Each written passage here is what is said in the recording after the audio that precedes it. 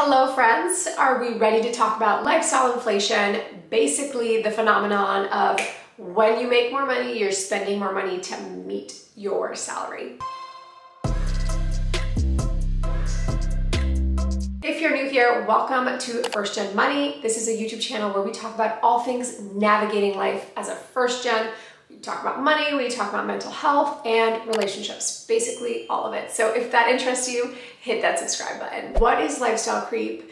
Why might we want to avoid it or just not get into that trap?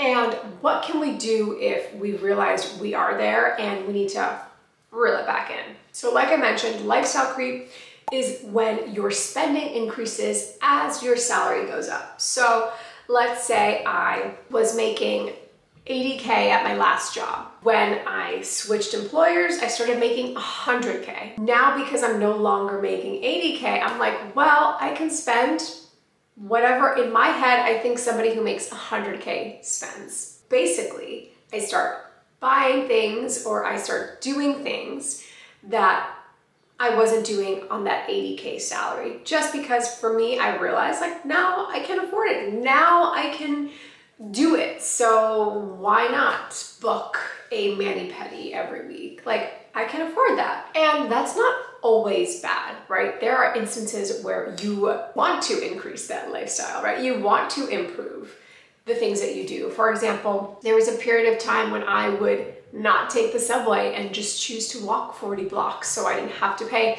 $2.75. When I was able to unlock that ability to be like, you know what, let me just take the subway. Like it's not worth this like long walk to save myself less than $3. So it doesn't need to be this like drastic thing where like you start going on lavish vacations. It could, be things that actually bring quality into your life. The problem with this is when we start racking up credit card debt, when we start struggling to save for our futures, that lifestyle creep becomes a problem. The reason I am interested in looking at my own lifestyle creep right now more than ever is because, number one, I am reading this book by the financial samurai, Sam Dogan, and it's really making me think about how I'm organizing my money.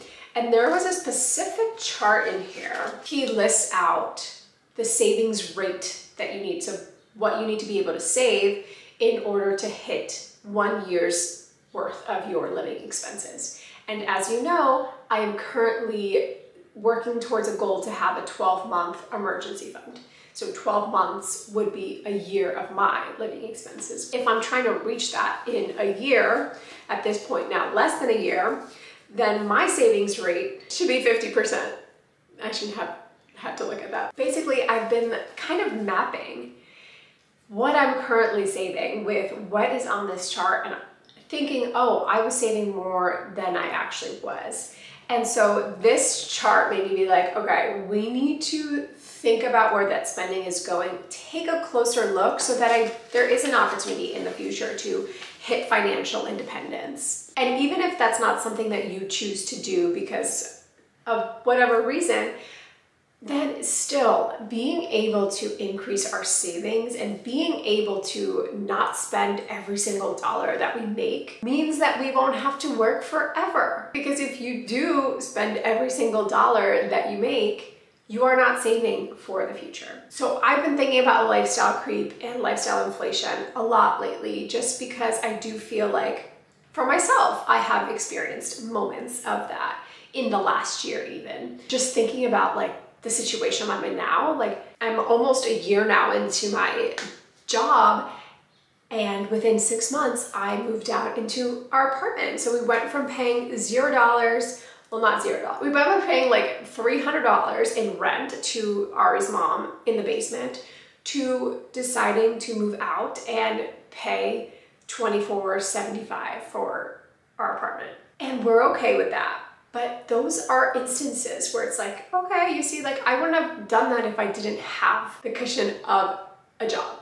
So that's kind of how the lifestyle creep shows up. And the reason it's top of mind for me and maybe top of mind for you right now is because consumers in America are putting more and more on their credit cards. They are spending on their credit cards. They are carrying balances at almost alarming rates. TransUnion did a report and found that credit card debt increased to $930.6 billion by the end of 2022, which is a jump of 18.5% from the year before. 18.5%. We're holding on to more debt than we were a year ago. And then looking at the balances, the average balance that consumers were holding onto their credit cards was around $5,000. Now, of course, this changes depending on where you live, but $5,000 is a lot to have on a credit card that is probably charging you 20-something% interest rate, given the interest rates keep increasing. So second reason why tackling your money right now is like the prime thing that you can do, because it's costing you more to have debt than it has in the past. So I want to show you this article by the Lending Tree, and it has similar stats, but it broke it down by which state residents have the most credit card debt. So let's see. Credit card holders in Connecticut have the highest average credit card debt of any state. Hello, Tri-State. Welcome to the most expensive place to live in this country. Amazing. Love it. Okay, let's see where New Jersey is. Ranked number 3. Let me guess. New York is number 2. And Pennsylvania is 33. Wow. Connecticut number 1. New York, New Jersey, Rhode Island. Interesting. I feel like the way that I see it is like, in the higher cost of living areas, you would have would be correlated to the most credit card debt, but maybe that's not how it works. So that's, the first 3 are not surprising to me. The 4th is.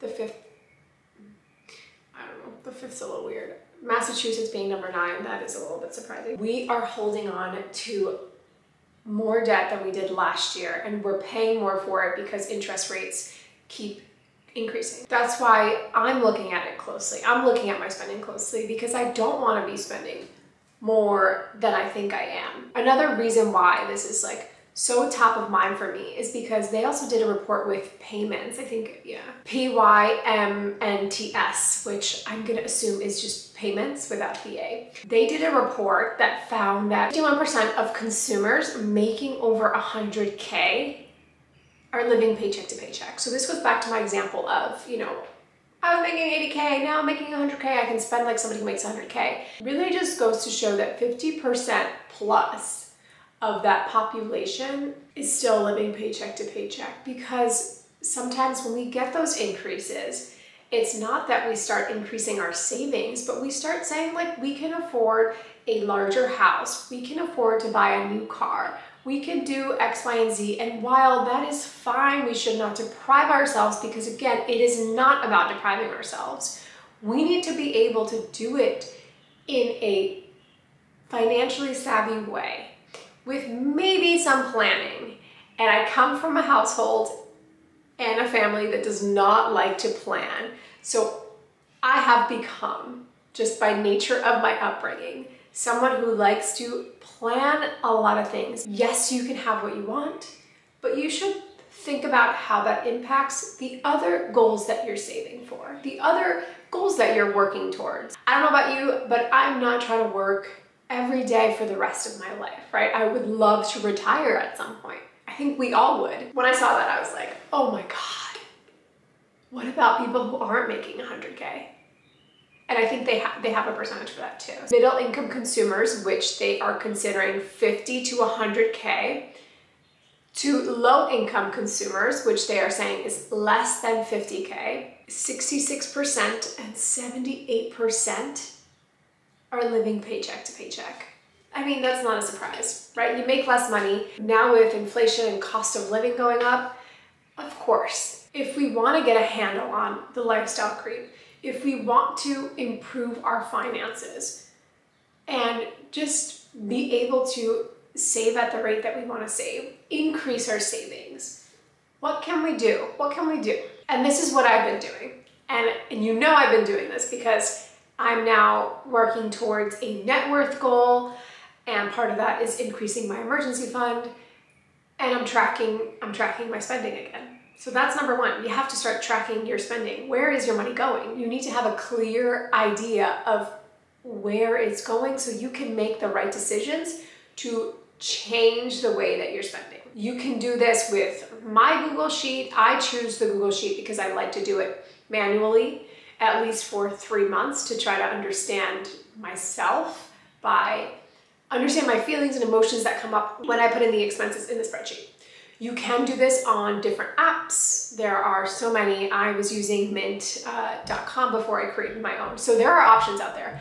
I choose to do it manually because I think there is a real impact and emotion that comes out when you're tracking it one by one yourself. Tracking your money, you have to see where it's going, right? You have to understand it so you can change and make improvements. I'm going back to the basics too. So if you want to do this, but you're like, oh, I don't know how to hold myself accountable, send me a DM on Instagram and let's do this together, because every month I'm gonna be sharing where the money went.